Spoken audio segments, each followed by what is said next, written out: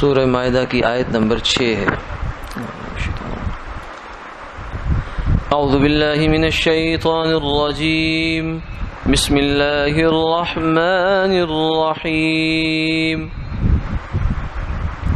يا أيها الذين آمنوا إذا قمتم إلى الصلاة فاغسلوا وجوهكم وأيديكم إلى المرافق وامسحوا برؤوسكم وأرجلكم إلى الكعبين. صدق اللہ العظیم. اے ایمان والو، جب تم اٹھو نماز کو تو اپنے منہ اور ہاتھ کوہنیوں تک دھو لیا کرو، اور اپنے سروں کا مسح کرو اور پاؤں ٹخنوں تک دھو لو. گزشتہ آیات میں شروع میں سورہ مائدہ سے ابتدائی آیات سے لے کر کھانے پینے کا تذکرہ ہے کہ کھانے میں کون سے جانور اور کون سی چیزیں تمہارے لیے حلال کی گئیں، اور پھر اس کے بعد کل کی جو آیات تھی اس میں کھانے کے ساتھ ساتھ پھر جو دوسری انسان کی طبعی ضرورت ہے وہ جسمانی خواہش ہے، اس کا تذکرہ آیا. تو کھانے کے نتیجے میں اور جسمانی خواہش پوری کرنے کے نتیجے میں انسان حدث کے اندر چلا جاتا ہے، یعنی ایسی حالت میں چلا جاتا ہے جہاں وہ طہارت سے نکل جاتا ہے. وضو کیا ہے آدمی نے، طہارت حاصل کر رکھی ہے یا غسل کیا ہوا ہے، کھانا کھا لیا، اب اس کھانے نے لامحالہ جسم سے نکلنا ہے، چاہے وہ ہوا کی صورت میں نکلے یا وہ پیشاب پخانے کی صورت میں نکلے. تو جب بھی یہ نکلے گا، نجاست نکلے گی جسم سے، تو اس کے نتیجے میں وضو ختم ہو جاتا ہے، آدمی دوبارہ بے وضو کی حالت میں چلا جاتا ہے. اور اسی طریقے سے اگر جنسی خواہش پوری کرے، جسمانی خواہش انسان پوری کرے، تو اس کے نتیجے میں اس پہ پھر غسل فرض ہو جاتا ہے، وہ جنوبی ہو جاتا ہے، جنابت میں چلا جاتا ہے. تو یہ دونوں حالتیں ایسی ہیں کہ جو انسان کے جو فطرت ہے اس کے خلاف ہے، اس سے ذرا ہٹ کر ہے. یہ جانوروں کے ساتھ کافی مشابہت بن جاتی ہے جب آدمی اس حالت میں چلا جاتا ہے. تو دوبارہ انسان اپنی انسانیت پہ واپس آئے اور فرشتوں کے سے جو ماحول ہے، فرشتوں کے ساتھ مناسبت ہے اس پر قائم ہو جائے. تو اس کے لیے اللہ نے حکم دیا کہ تم وضو کر لو جسم کے، چونکہ وضو بار بار ٹوٹتا ہے تو اس لیے یہاں طہارت کو مختصر رکھا گیا صرف انسان کے چند اعضاء تک. اور چونکہ غسل کی حاجت زیادہ ہوتی ہے، مطلب بڑی حاجت ہے لیکن ہوتی کبھی کبھار ہے، تو اس کو رکھا گیا پورے جسم تک.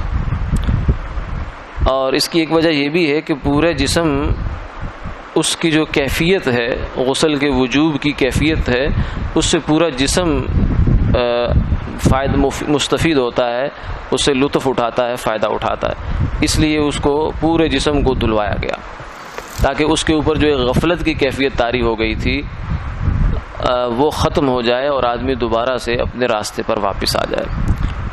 تو اس لیے یہاں آج کی آیت میں شروع میں وضو کا تذکرہ ہے، اور اس کے بعد پھر آگے غسل کا تذکرہ ہے، پھر اس سے آگے وضو کا جو سب آلہ ہے، ذریعہ ہے، وہ پانی ہے. غسل بھی پانی سے ہوتا ہے، تو یہ نہ ہو تو پھر تیمم ہوتا ہے، اس کا تذکرہ انشاءاللہ آیت کے آخر تک آ رہا ہے. آج کی جو آیت کا حصہ پڑھا گیا اس میں وضو کا بیان ہے. فرمایا کہ اے ایمان والو، جب تم وضو کرنے کے لیے نماز کے لیے اٹھو تو نماز بغیر وضو کے نہیں ہوتی. جب نماز کا وقت ہو گیا اور تم سے تقاضا ہے کہ اب نماز پڑھو، تو نماز کا تقاضا وضو کے تقاضے کو لازم و ملزوم ہے. یہ تو ہو نہیں سکتا کہ نماز پڑھی جائے اور وضو نہ ہو. وضو ہوگا تو نماز پڑھی جائے گی. اس لیے فرمایا جب نماز کے لیے آؤ تو پھر تمہیں وضو کرنا ہوگا. وضو کے 4 فرائض ہیں. فاغسلوا وجوہکم، سب سے پہلا فرض جو ہے وہ چہرہ دھونا ہے. ٹھیک ہے، چہرے کی حد کیا ہے؟ جس پیشانی کے بالوں سے لے کر ٹھوڑی کے نیچے تک، اور ایک کان کی لو سے لے کر یہ جو چھوٹا سا کان کا گوشت کا حصہ ہوتا ہے جس چہرے کے ساتھ، اس سے لے کر دوسرے کان کی لو تک، یہ جو جتنا بیچ میں دائرہ آتا ہے اس کا دھونا وضو میں فرض ہے. یہ پہلا فرض ہے وضو کا. داڑھی کا وہ حصہ کہ جو چہرے کے دائرے کے اندر ہے اس کا دھونا بھی فرض ہے، اور جو چہرے سے نیچے لٹکی ہوئی داڑھی ہے اس کا دھونا فرض نہیں ہے، سنت ہے۔ اور پھر داڑھی اگر گھنی ہے تو کھال تک پانی پہنچانا ضروری نہیں، بس اوپر کا حصہ داڑھی کا تر ہو گیا تو کافی ہے۔ اور اگر داڑھی گھنی نہیں ہے بلکہ پتلی ہے تو اس صورت میں اس کے کھال تک پانی پہنچانا ضروری ہے۔ تو یہ جو اس کا ہے وضو کا چہرے کے اندر جو داڑھی آتی ہے اس کے دھونے کا یہ طریقہ۔ اور گھنی اور پتلی کا معیار یہ ہے کہ عام حالت میں اگر آدمی دیکھے اس کو تو کھال نظر نہ آئے۔ اگر کھال پر نظر پڑتی ہے دیکھنے والے کی بغیر بالوں کو ہٹائے تو اس صورت میں وہ داڑھی گھنی نہیں ہے، پتلی ہے، اس کا جلد کا دھونا اور بالوں کا دھونا دونوں کا ضروری ہے۔ لیکن اگر داڑھی گھنی ہے تو اس صورت میں جلد تک پانی پہنچانا ضروری نہیں ہے۔ اور اس کے بعد جو ہے وہ پھر چہرے ہی کے اندر اس چیزوں کا بھی خیال رکھنا چاہیے کہ آنکھوں کی جو تھوڑی بہت جگہیں ہوتی ہیں وہاں بعض دفعہ رات کو سوتے وقت آدمی کے کچھ وہ علائشیں لگ جاتی ہیں، گدھ کہتے ہیں جس کو، تو اس کو بھی ختم کر لیا جائے تاکہ وضو صحیح طریقے سے ہو سکے۔ دوسرا فرض جو ہے وہ ہاتھوں کا دھونا ہے۔ ہاتھ ایک ہماری اصطلاح ہے ہاتھ کے بارے میں، ہم تو صرف یہ پنجہ اور ہتھیلی اس کو ہم ہاتھ کہتے ہیں، لیکن شریعت کی اصطلاح میں ایدیکم ہاتھ سے مراد یہ پنجے ہتھیلی سے لے کر کوہنی تک، بلکہ اصل میں تو ہاتھ ہے کندھے تک، لیکن شریعت نے کہہ دیا الی المرافق، کوہنیوں تک ہاتھ کو دھو لو۔ یہ دوسرا فرض ہے، یعنی کوہنیوں سمیت، کوہنیوں تک کا مطلب ہے کوہنیوں سمیت، بلکہ اس میں تھوڑا سا مبالغہ بھی کر لینا چاہیے، کیونکہ آپ صلی اللہ علیہ وسلم نے فرمایا کہ میں اپنی امت کو قیامت والے دن اعضائے وضو کی چمک سے پہچانوں گا۔ میری امت کے لوگ جو وضو کرتے ہیں ان کے اعضاء قیامت کے دن چمک رہے ہوں گے۔ تو جو وضو ہے یہ نور ہے، یہ اگرچہ ہمیں ان آنکھوں سے نظر نہیں آتا، لیکن اگر باطن کی آنکھیں ہوں، دل کی آنکھیں ہوں تو حضور صلی اللہ علیہ وسلم کا فرمان برحق سچ ہے۔ اور تیسری چیز یہ ہے کہ وامسحوا برؤوسکم، اپنے سروں کا مسح۔ تیسرا فرض جو وضو کا ہے وہ سر کا مسح ہے۔ سر کے مسح میں چوتھائی، سر کے اگر 4 حصے کیے جائیں تو چوتھائی حصہ مسح کرنا فرض ہے، اس کے بغیر پورا نہیں ہوتا۔ اس کا اندازہ یہ ہے کہ جو 4 انگلیاں ہوتی ہیں انسان کے ہاتھ کی، یہ اگر کسی جگہ پر رکھ دی جائیں ایسے کر کے سر کے اوپر، جس سے 4 انگلیوں کے نیچے بال آ جائیں تو سر کے مسح کا فرض ادا ہو جاتا ہے۔ باقی رہا پورے سر کا مسح کرنا، پھر کانوں کا مسح کرنا، یہ سنت ہے۔ اور چوتھا جو فرض ہے وہ وضو کا وہ ہے پاؤں دھونا ٹخنوں سمیت، یہ بھی وضو کا فرض ہے۔ جب آدمی نے موزے پہنے ہوئے ہوں، سردی میں ہو یا ویسے موزے پہنے ہیں تب تو مسح ہے، لیکن عام حالات میں پاؤں کا دھونا فرض ہے، یہ وضو کا اہم فریضہ ہے۔ اس میں تو باقی 3 چیزوں میں تو کسی کا اختلاف نہیں ہے، مسح بھی فرض ہے، پاؤں دھونا، ہاتھ دھونا اور چہرہ دھونا۔ البتہ یہ جو پاؤں کا دھونا ہے نا، اس میں بعض فرقے اہل تشیع خاص طور سے وہ اس سے اختلاف رکھتے ہیں، وہ کہتے ہیں کہ پاؤں دھونا فرض نہیں، پاؤں کا مسح ہے، وضو میں پاؤں کا مسح ہے۔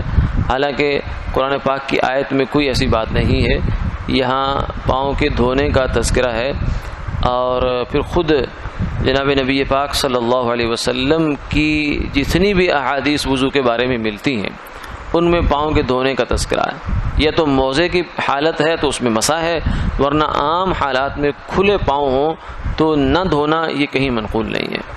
بلکہ بعض علماء نے، علامہ ابن امیر الحاج ایک بڑے آدمی عالم ہیں، انہوں نے اپنی کتاب میں 30 حدیثیں، یعنی 30 صحابہ سے آپ صلی اللہ علیہ وسلم سے وضو کے اندر پاؤں کے دھونے کا تذکرہ کیا ہے۔ تو یہ معمولی بات نہیں ہے، اتنی بڑی تعداد جو ہے، اور پھر خود صحابہ کے اس بات پر اجماع ہے۔ پھر آگے قرنم بعد قرن، ہر زمانے کے بعد اگلا زمانہ، ہر نسل کے بعد اگلی نسل اس بات کو نقل کرتی چلی آئی ہے۔ آج تک جو ہمارے پاس وضو پہنچا ہے وہ وضو وہ ہے جس میں پاؤں دھوئے جاتے ہیں۔ تو یہ پوری امت کا گویا کہ اس پر اتفاق اور اجماع ہے اور تواتر ہے کہ وضو میں پاؤں دھوئے جائیں گے۔ ہاں، مسح کی حالت جو ہے وہ اس سے مستثنا ہے۔